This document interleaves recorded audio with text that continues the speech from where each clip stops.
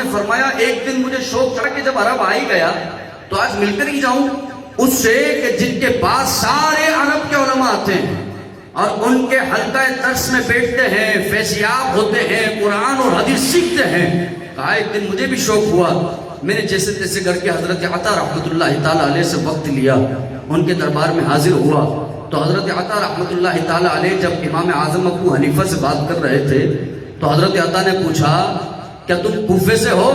تو حضرت امام اعظم ابو حنیفہ نے فرمایا حضور والا جی ہاں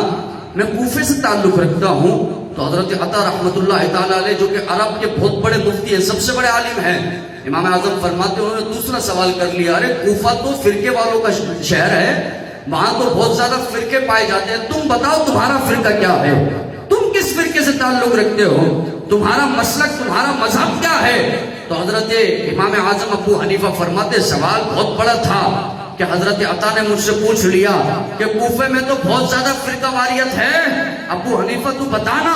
تیرا کس فرقے سے تعلق ہے؟ میں قربان آپ بھی حنفی ہیں میں بھی حنفی ہوں۔ ارے یہ امام اعظم کا جواب ہمیں مسلک بیان کر دیتا ہے کہ ہم حنفی ہیں تو مطلب جو عقیدہ ابو حنیفہ کا ہے وہی عقیدہ میرا ہے، وہی عقیدہ کل حنفیوں کا ہے۔ امام اعظم فرماتے میں ادب گزار ہوا، با ادب عرض کرنے لگا حضرت عطا رحمت اللہ تعالی علیہ سے کہ حضور ابو حنیفہ کا اس فرقے سے تعلق ہے کہ جس فرقے میں صحابہ کو گالیاں نہیں بلکہ صحابہ کی شان بیان کی جاتی ہے، اس فرقے سے ابو حنیفہ کا تعلق ہے۔ ابو حنیفہ تو تقدیر پر ایمان رکھتا ہے،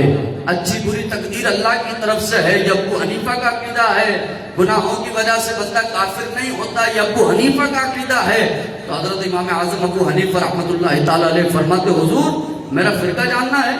میرا مسلک جاننا ہے تو جان لیجئے میرا فرقہ میرا مسلک یہ ہے کہ اس فرقے کے اندر صحابہ کی شان بیان کی جاتی ہے، صحابہ کو گالی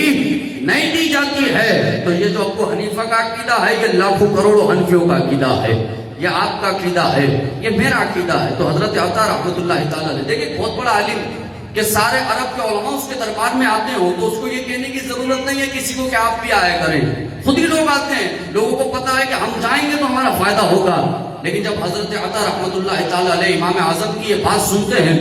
آپ کے عقیدے کو جان لیتے ہیں تو حضرت عطا فرماتے ہیں ابو حنیفہ ہم کسی کو کہتے تو نہیں لیکن آج تمہیں کہہ رہے ہیں جب بھی عرب آنا ہو تو ہمارے حلقہ درس میں ضرور آنا، اس لیے کیونکہ تمہاری برکت سے رب ہمارے حلقہ درس کو بھی زینت عطا فرما دے گا، حلقہ درس کو بھی ایک عروج بخشے گا، حلقہ درس کو بھی مقام عطا فرما دے گا کہ تیرا مرتبہ ایسا ہے۔ تو